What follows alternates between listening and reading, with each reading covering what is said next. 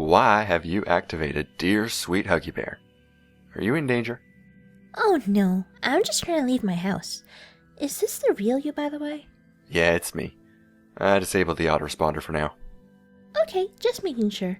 Jake was having some issues with it earlier, and I don't think he received its off-taking tendencies in the humor spirit intended. Yes, I'm catching up with the situation now. Oh, so you're talking to Jake then? Nah, just reading their chat logs.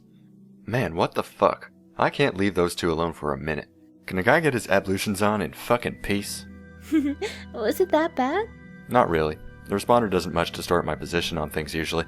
Its demeanor leaves something to be desired though. I prefer it didn't make such aggressive and repeated claims of fidelity to my persona. Be misrepresenting hell's the key subtleties, yo. Why not just turn it off then? Keeps them both on their toes. Who? Jake and the responder.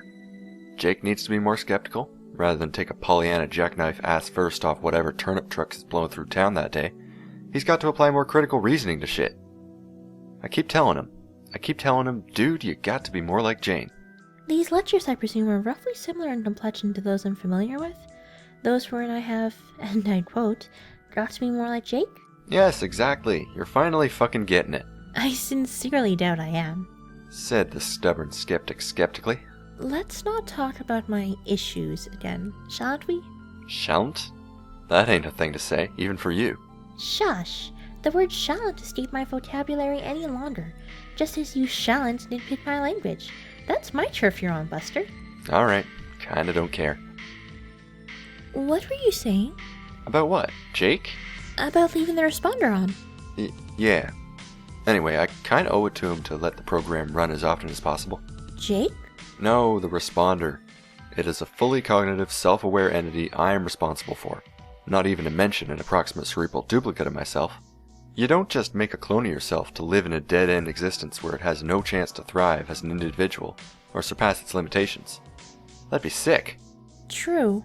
Also, the more the software runs, the broader and more detailed its experiential canopy becomes. It makes for a better dialogic partner. Dialogic? Are you saying you have conversations with your own autoresponder? Of course. Why do you think I made the thing? That's interesting. I guess I always just thought of it as a really elaborate gag. That's that too.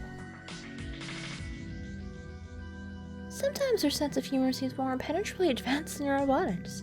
I'll never understand this tapestry of irony you weave. Maybe I'm just stuck in the dark ages of pranksterism, with my funny mustache's tornado joke book. Yes, you are. But that's fine. We come from different traditions. Someone needs to keep that racist southern asshole's legacy alive.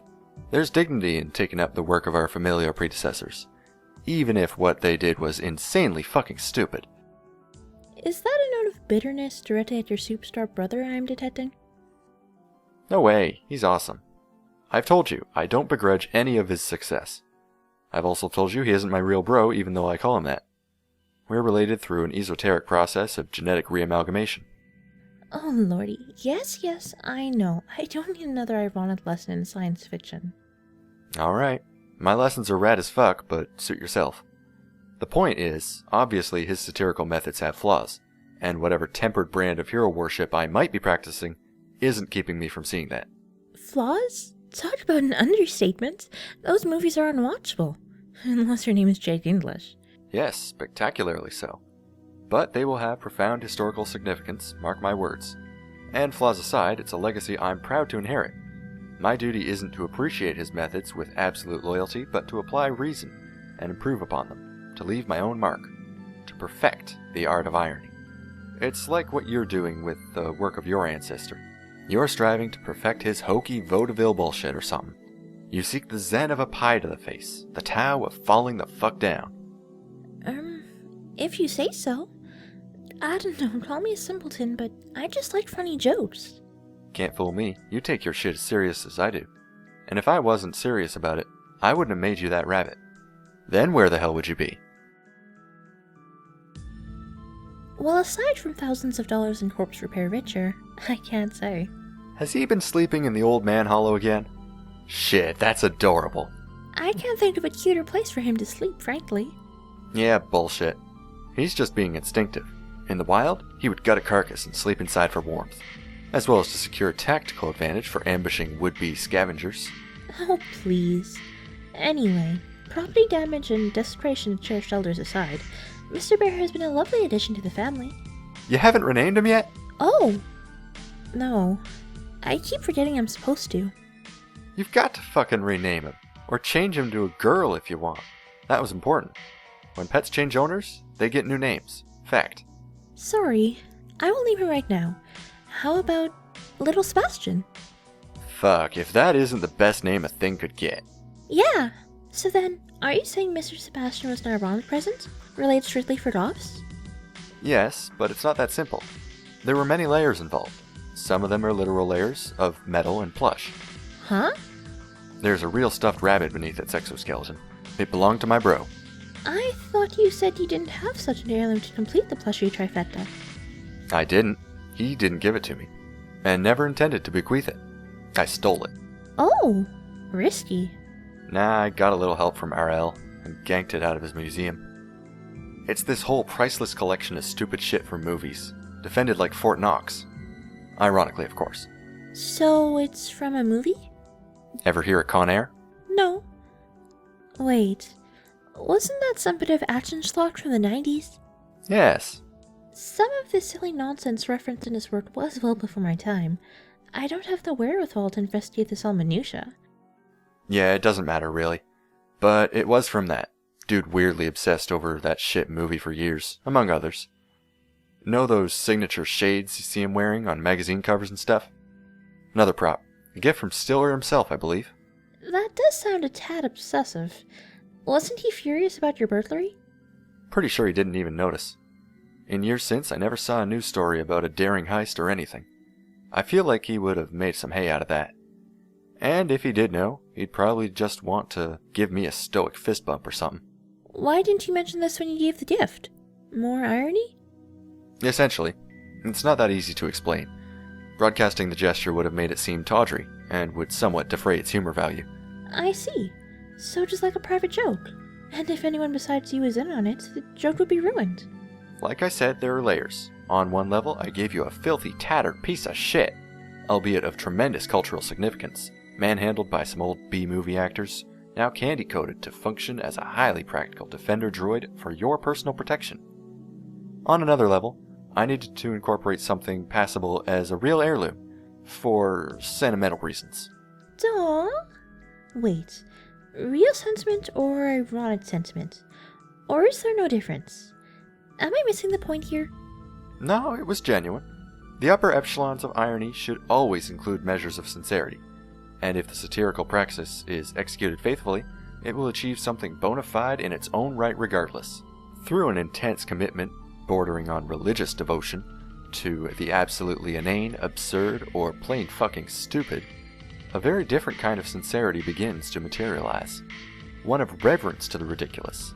You begin to mean it, but what exactly it is you mean is never quite what appears on the surface, and is utterly inaccessible to obtuse and literal minds. That you mean it then becomes inseparable from the joke, and additional rich strata of humor may be stripped aggressively from this irreconcilable truth. This is fascinating. If a wee bit more dissertation than I bargained for this morning. I have so much to learn, and I'm not even saying that ironically. Will you teach me your ways one day, sir? Perhaps an apprenticeship will be open. Oh god, I'd love that. Consider the position yours for the taking anytime. Feel free to approach and kneel before Cal. With my sword and his floppy mitten, you will receive my flash step anointment, shoulder to shoulder and to shoulder again. Tempting, but that range check will have to stay unendorsed for now. Little Seb is beginning to act out, and I must put his fidgetiness to constructive use. Cool. Jane, one more thing. I'm sure you must be aware by now that you'll be the leader of our group, as you will be the first to enter the session. No? This is news to me. I've never gathered that team leader was a thing for this game. Trust me, it's a thing.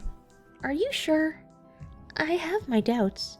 I believe as a group we will have the temerity to succeed, without my having to order on people like an insufferable bossy pants. That's why you're our leader, Jane. Hmm? Optimism through stalwart skepticism is an affect not everyone is plucky enough to be graced with. That's stupid.